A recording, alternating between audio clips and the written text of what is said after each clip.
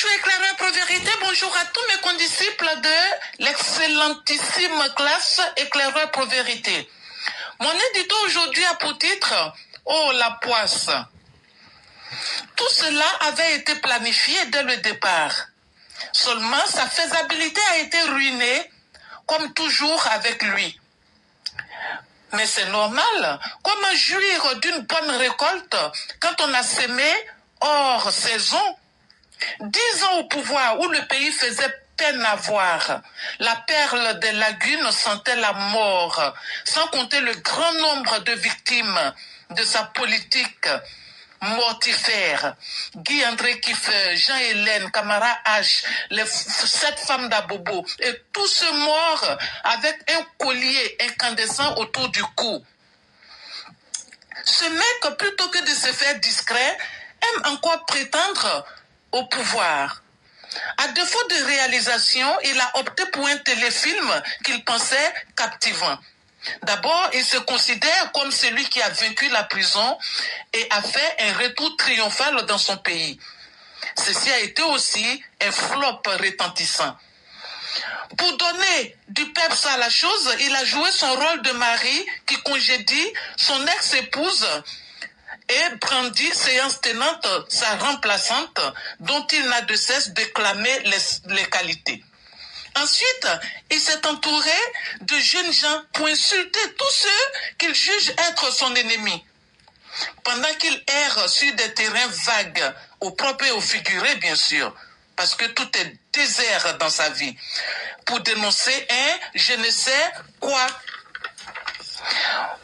Peut-on vouloir dissimuler un aussi vide politique par un feuilleton de love story en nous servant cette écœurante histoire de petite maman comme si nous n'avions rien à faire? Une chose est sûre, les politologues ivoiriens qui avaient misé sur cette année électorale sont dans la déception et demeurent dans un flou à eux servi par l'opposition, en l'occurrence M. Lucky Dubé. Dire que ce monsieur avait été abusivement désigné génie de la politique. Je dirais plutôt génie en distribution de malchance. Car tous ceux qui s'y frottent récoltent la guigne. Vraiment, avec lui, nous avions touché le fond. Merci et à bientôt. Merci infiniment à Mère Blanc.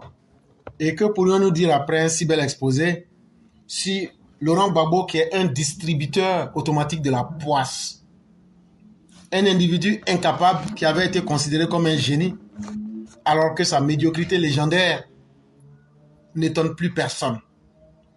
Chers Ivoiriens, il sera à vous de grandir et de savoir faire le choix qui est le choix de la cohérence. Et il n'y a pas un choix qui soit plus cohérent que de savoir comment faisons-nous pour maintenir notre vie dans un environnement sécurisé et évolué. Merci à Mère Blanc. La Côte d'Ivoire n'a pas besoin des histoires de Marima et de Sergio. Ah non, quand il m'appelle Gbagbo là, on dit que Sergio me ressemble, hein. C'est seulement comme moi je suis noir là, ça cause de ça, sinon je suis plus beau que Sergio. Maintenant aussi, l'autre aussi vient. Ah non, c'est moi Marima, on m'appelle Mami Wata. Si on fait concours avec Mami Wata, même là, moi-même là, c'est elle qui me ressemble, sinon moi je suis trop belle ici. Nous on s'en fout de ça ici. J'ai dit, c'est Waiko. Nous là, on s'en fout de ça. On dit, venez, on va faire le bilan catastrophique de votre gestion. Venez, on va aller chercher à demander pardon aux parents de chaque âme que vous aviez broyé. On dit, les détournements que vous aviez faits là, envoyez l'argent là, on va distribuer aux Ivoiriens. On va prendre pour construire des écoles. On va prendre pour enlever les Ivoiriens dans les quartiers précaires. C'est cette question-là qu'on devrait vous poser aujourd'hui. Et vous n'allez pas fuir votre destin parce que vous avez dirigé ce pays et vous avez imposé que de malheur aux Ivoiriens.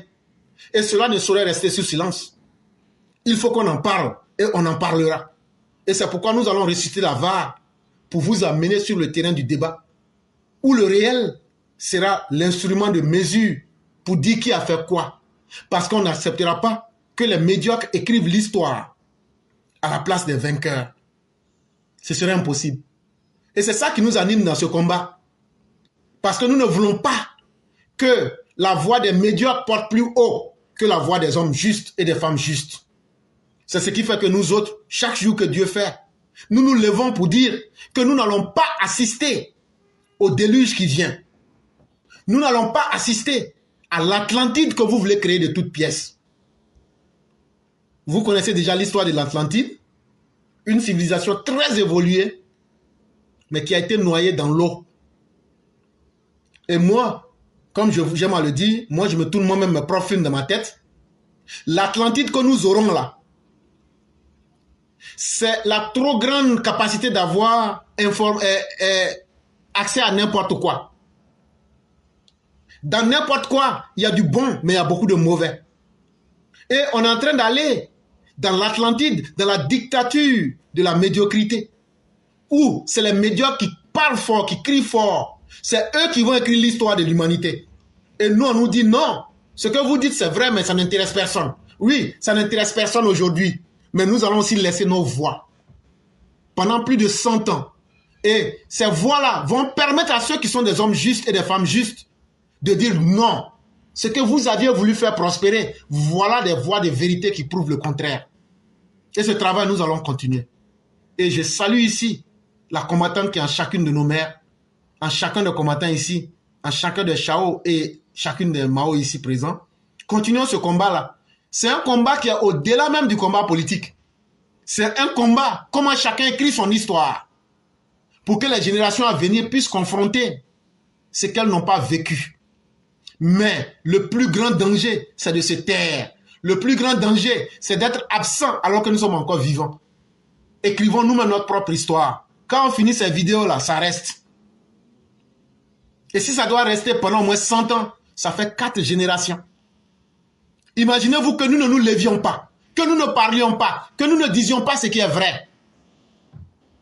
Mais demain, notre civilisation aurait disparu par le mensonge. Et c'est ce que j'ai appelé ici la nouvelle forme d'Atlantide. Et nous n'allons pas accepter que ce déluge arrive alors que nous sommes encore vivants. Merci à Mère Blanc. Merci encore pour cette belle réalité. Et après, là, on va couper pour mettre. Ça encore là. C'est ah non, c'est long, c'est pourquoi. Non, non, non. Il faut aller, les thèmes sont là, il faut regarder. Et comme ça, là, ça va éduquer les gens. Et donc, ne nous décourageons pas. Que les gens nous suivent. D'abord, mais les gens même nous suivent. On fait plus de 20 000 vues par jour. Ça veut dire que le message porte.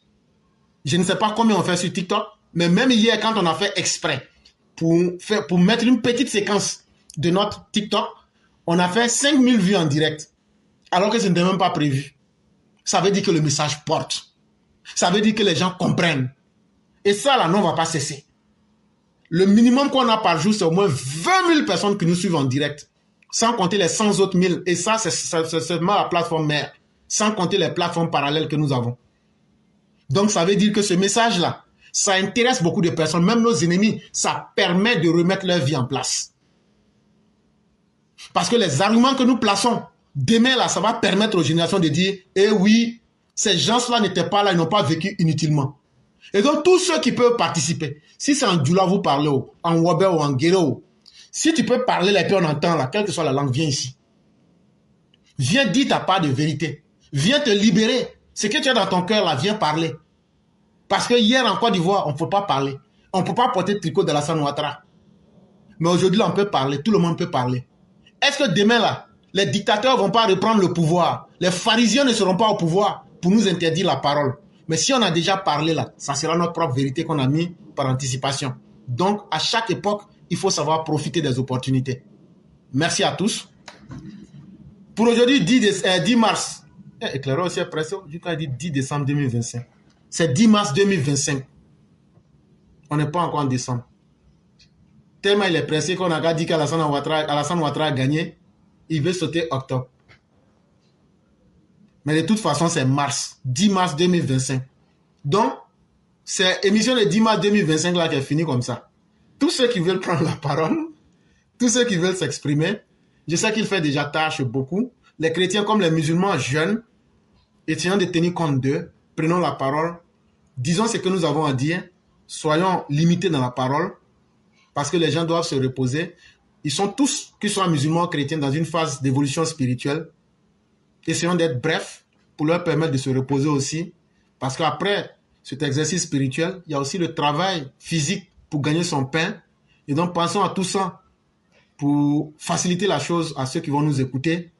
Ceux qui veulent prendre la parole, on va laisser 2 minutes pour que vous puissiez vous signaler. Et donc dans ces 2 minutes-là, vous pouvez vous signaler. C'est avec beaucoup de plaisir qu'on va vous donner la parole. Donc nous disons merci à tous ceux qui nous suivent sur TikTok, tous ceux qui nous suivent sur Facebook.